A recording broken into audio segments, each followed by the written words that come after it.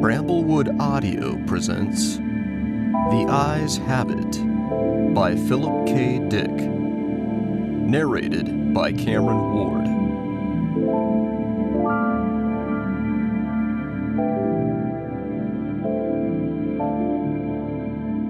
It was quite by accident I discovered this incredible invasion of Earth by life forms from another planet.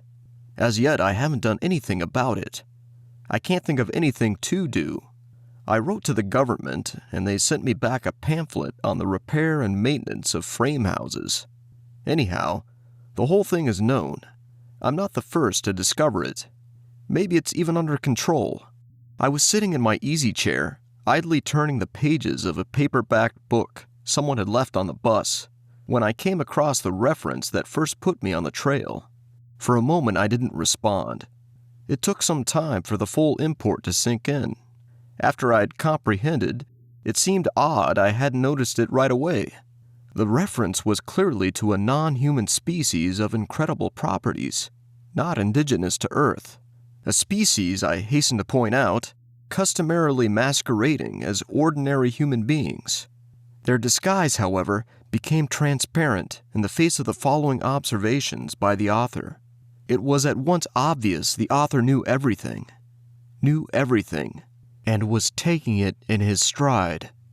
The line, and I tremble remembering it even now, read, "His eyes slowly roved about the room." Vague chills assailed me. I tried to picture the eyes. Did they roll like dimes? The passage indicated not.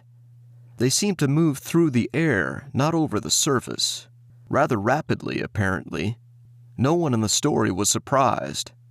That's what tipped me off. No sign of amazement at such an outrageous thing. Later, the matter was amplified.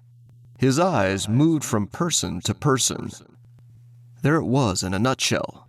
The eyes had clearly come apart from the rest of him and were on their own. My heart pounded, and my breath choked in my windpipe. I'd stumbled on an accidental mention of a totally unfamiliar race, obviously non-terrestrial. Yet to the characters in the book, it was perfectly natural, which suggested they belonged to the same species. And the author? A slow suspicion burned in my mind. The author was taking it rather too easily in his stride. Evidently, he felt this was quite a usual thing. He made absolutely no attempt to conceal this knowledge. The story continued. Presently, his eyes fastened on Julia. Julia, being a lady, had at least the breeding to feel indignant. She is described as blushing and knitting her brows angrily. At this, I sighed with relief. They weren't all non-terrestrials. The narrative continues. Slowly, calmly, his eyes examined every inch of her. Great Scott! But here the girl turned and stomped off, and the matter ended. I lay back in my chair, gasping with horror. My wife and family regarded me in wonder. "What's wrong, dear?" my wife asked. I couldn't tell her.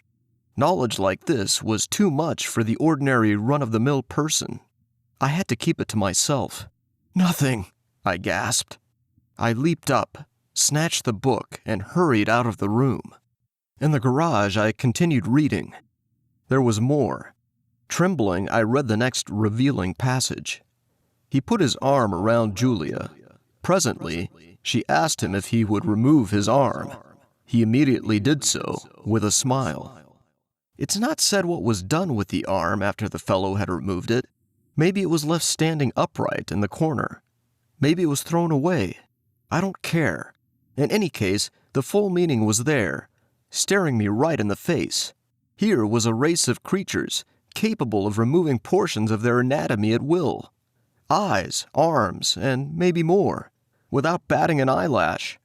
My knowledge of biology came in handy at this point.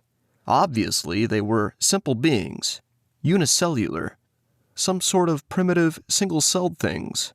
Beings no more developed than starfish. Starfish can do the same thing, you know.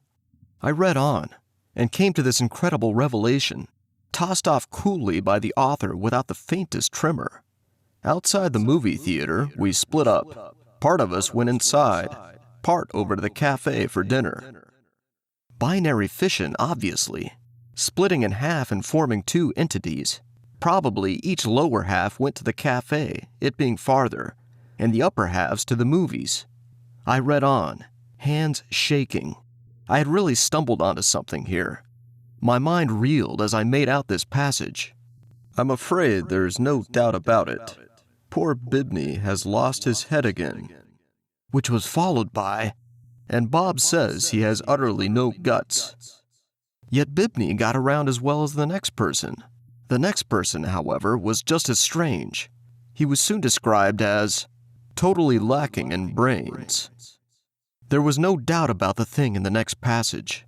Julia, whom I had thought to be the one normal person, reveals herself as also being an alien life form, similar to the rest. Quite deliberately, Julia had given her heart to the young man. It didn't relate what the final disposition of the organ was, but I didn't really care.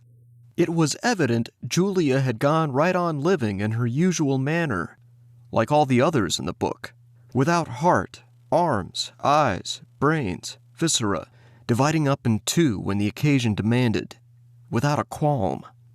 Thereupon, she gave him her hand. I sickened. The rascal now had her hand, as well as her heart. I shudder to think what he's done with them by this time. He took her arm. Not content to wait, he had to start dismantling her on his own.